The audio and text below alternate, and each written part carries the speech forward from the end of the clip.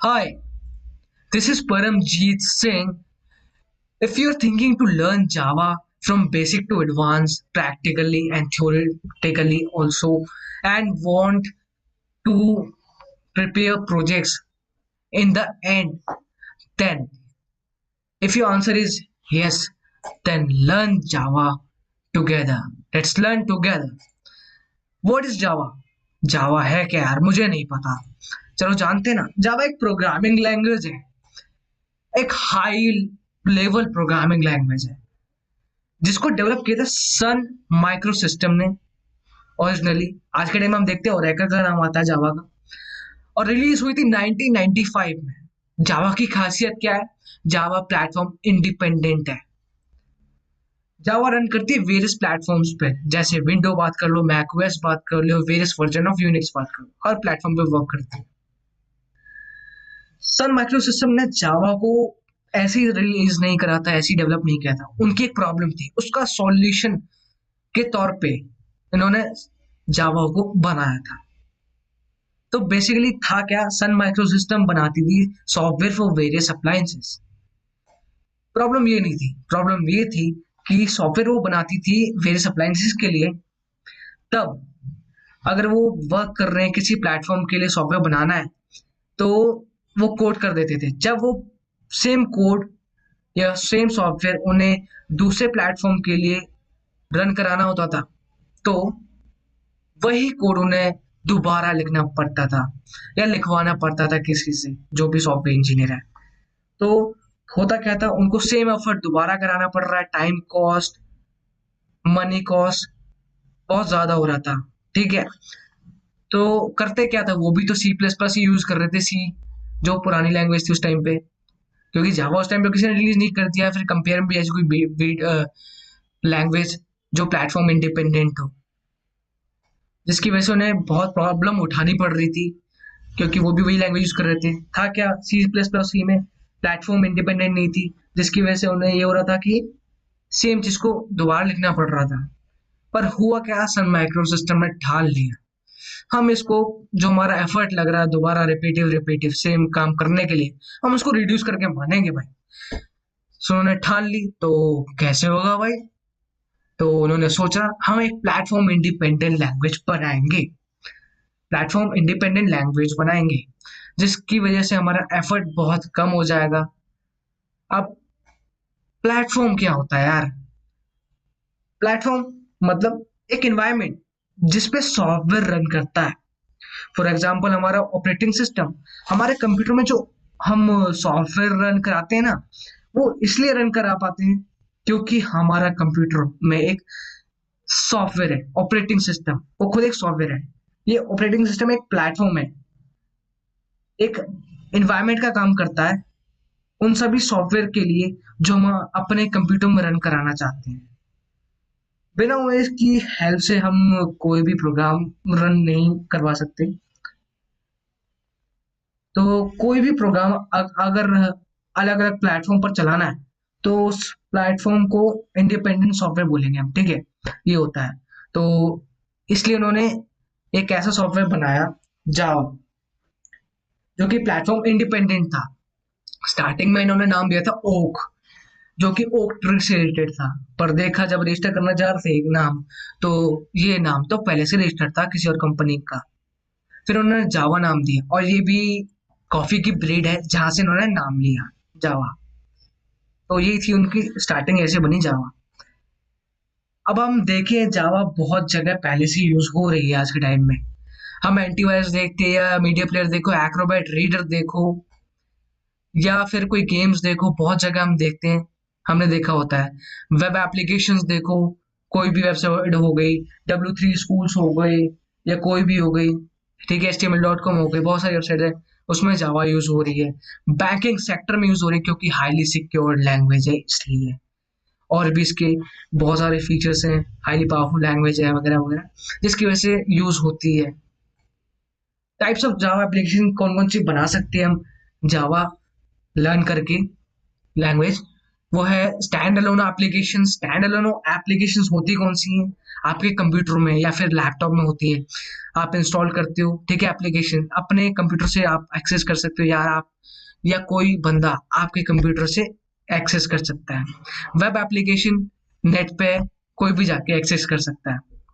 Enterprise applications banking applications हो गई, या फिर ऑफिस वर्क वाली एप्लीकेशन हो गई, डाटा वाला जो काम होता है वो सब मैनेजमेंट का काम होता है, वो सब एप्लीकेशंस। मोबाइल एप्लीकेशन जो हमारे फोन में जो भी एप्लीकेशंस होती हैं, उस तरह की एप्लीकेशंस बना सकते हैं जावा के थ्रू।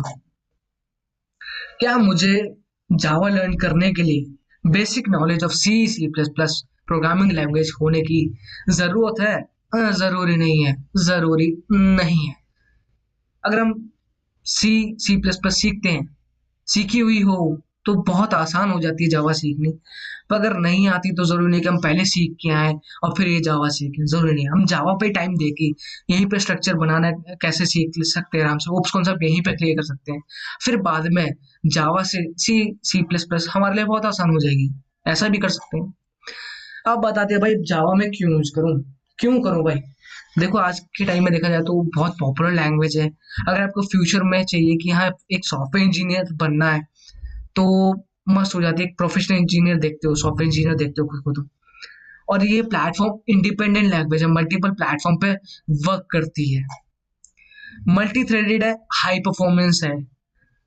मल्टी थ्रेडेड मतलब आप जैसे मान लो एग्जांपल के तौर पे माइक्रोसॉफ्ट है, एम एस वर्ड आप चला रहे हो, उस पर टाइप करते जा रहे हो, टाइप करते जा रहे हो, टाइप करते जा रहे हो, टाइप करते जा रहे हो, तो होता क्या है, आपने 3-4 पेज लिख दिए। अब आप देखते हो कि नीचे साइड में ना जब आप टाइप करते रहो वो पेज भी काउंट कर रहा है, आपने कितने पेज लिख दिए, कितने वर्ड लिख दिए जब जब आप टाइप करते जा रहे हो, ठीक है। तो ये कब हो रहा है काम? साथ साथ हो रहा है। मतलब जब आप टाइप कर रहे हो उससे कनेक्टेड है, थ्रेडेड है। जब आप टाइप कर रहे हो वो पेज गिनता जा रहा है, कितने वर्ड आपने लिख दिए वो भी गिनता जा रहा है। तो मतलब एक ही टाइम पे मल्टीपल काम हो रहे हैं, ऐसा एप्लीकेशन हम इससे बना सकते हैं, मल्टी थ्रेड एप्लीकेशन, जो कि सी सी प्लस प्लस में हम नहीं बना पाते थे। बना सकते हैं पर थर्ड पार्टी एप्लीकेशंस होती हैं, तो उसको यूज करके वगैरह वगैरह कर सकते हैं।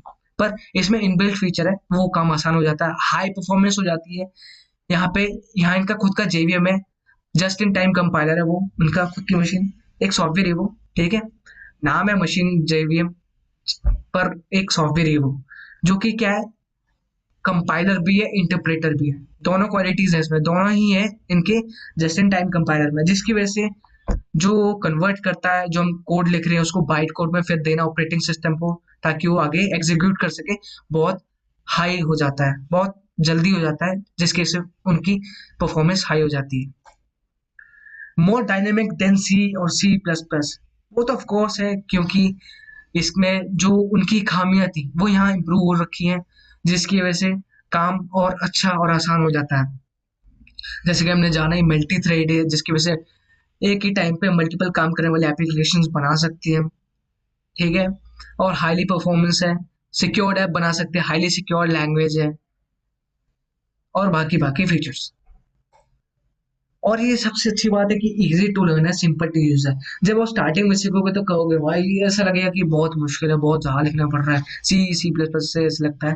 पर ऐसा नहीं है, स्टार्टिंग में बस स्ट्रक्चर समझने में टाइम लगता है, बस वो समय बहुत आसान लग रहा होता है। ओपन सोर्स है, फ्री है, और सिक्योर है, फास्ट है, पावरफुल है। तभी बैंकिंग सेक्टर में भी बहुत ज्यादा यूज होता है, एप्लीकेशन बनी होती है वो, बहुत ज्यादा यूज होता है इसका। ह्यूज कम्युनिटी सपोर्ट मिल जाता है, जिसकी वजह से होता क्या है, आपको कोई भी डाउट्स आ रहे हैं, आप लिख रहे हो, अपना एप्लीकेशन बना रहे हो, सॉफ्टवेयर बना रहे हो, आप अटक जाते हो, एरर आ रहा है, ठीक है। अटक के रहने की जगह उसका सॉल्यूशन आप, कम्युनिटी सपोर्ट है वहां पे तो ले सकते हो। क्योंकि आज आपको प्रॉब्लम भी आ रही है, पर आपसे भी ताबड़तोड़ लोग हैं, तो वो उनके थ्रू आपको सॉल्यूशन मिल ही जाता है, ठीक है। जिसके से कम टाइम में हमें सॉल्यूशन मिल जाता है, हम फॉरवर्ड कर सकते हैं, एक ही जगह अटके नहीं रहेंगे। Java is object oriented language है, ऑब्जेक्ट ओरिएंटेड है, जिसकी वजह से काम हमारा आसान हो जाता है, टाइम कम लगता है, और हमारा जो प्रोग्राम है सॉफ्टवेयर हैवी नहीं होते, जैसे कह सकते हैं। यहाँ पे होता क्या है, जैसे आपने क्लास बना दी, ठीक है, क्लास ऑब्जेक्ट के बारे में हम नेक्स्ट वीडियोस में सीखेंगे। तो क्लास बना दिया, या कह लो उसके अंदर हमने डाटा दे दिया, अपने डाटा टाइप्स बता दिए वगैरह, ठीक है, उसको एक जगह कॉल कर लिया, अब तो प्रोग्राम बहुत बड़ा है ना, तो बार बार उसको लिखना वगैरह कि हाँ समझ में आए करके, सीधा उसका ऑब्जेक्ट बनाया, नीचे बार बार कॉल कर लिया कहीं पे भी जरूरत है तो। इस तरह हम उसको कॉल कर सकते हैं। इस वजह से हमारा टाइम कम लगता है, कोड दोबारा नहीं लिखने पड़ रहे, और हैवी भी नहीं हो रहा कोड इस तरह से। और आखिरी बात, as Java is close to C, C plus plus, it makes easier to for programmers to switch. हाँ ऐसा है, अगर आप जावा आती है, ठीक है, स्ट्रक्चर सीखे हो, कौन सा वगैरह सीख रखे हो, एल्गोरिथम पता है कैसे वर्क करता है पूरा सा, तो आपको स्विच करना आसान हो जाता है। ऐसा ही सी, सी प्लस प्लस वाले को जावा में आना आसान हो जाता है। Thanks for watching this video. मिलते हैं अगली वीडियो में, जहां हम इंस्टॉलेशन और क्लास सब्जेक्ट वगैरह अगली वीडियोस में हम जानेंगे कैसे करते हैं, और पूरा डिटेल्स में पूरे जावा सीरीज बनाएंगे, उसमें करेंगे।